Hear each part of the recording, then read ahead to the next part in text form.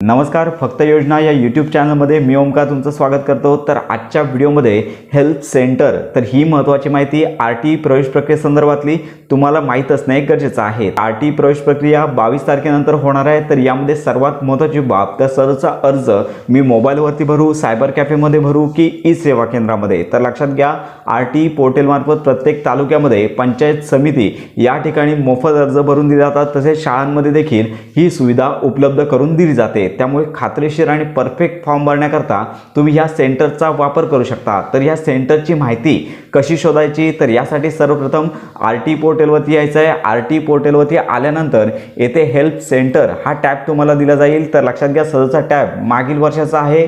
नवीन admission process सुरू झाल्यानंतर हा टॅब पुन्हा नव्याने उपलब्ध करून दिला जाईल। तर टॅबवर क्लिक केल्यानंतर सिलेक्ट डिस्ट्रिक्ट या ठिकाणी तुमचा जिल्हा निवडायचा आहे। जिल्हा निवडून झाल्यानंतर तुमच्या जिल्ह्यामध्ये किती हेल्प सेंटर आहेत तर अशांच्या ॲड्रेस, त्याचबरोबर कॉन्टॅक्ट नेम, त्या व्यक्तीचं नाव आणि मोबाईल नंबर आणि लँडलाईन नंबर अशी संपूर्ण माहिती तुम्हाला पाहायला मिळेल। तर लक्षात घ्या, अशा ठिकाणी जाऊन तुम्हाला सहसा अर्ज देखील भरता येईल, जेणेकरून तुमच्या अर्जामध्ये त्रुटी राहणार नाही। तर अशा प्रकारे तुम्हाला सहसा अर्ज मोफत भरता येईल। जर सायबर कॅफेमध्ये अर्ज भरला तर त्यांचे चार्जेस आकारले जातील आणि संपूर्ण खात्रीशीर माहिती भरण्याकरता या हेल्प सेंटरचा नक्की वापर करा। तर ही इन्फॉर्मेटिव्ह व्हिडिओ इतरांपर्यंत नक्की शेअर करा आणि आरटी संदर्भात जर काही तुमचे प्रश्न असतील तर आमच्या कमेंट बॉक्समध्ये नक्की कळवा। भेटूया पुन्हा नव्या व्हिडिओमध्ये।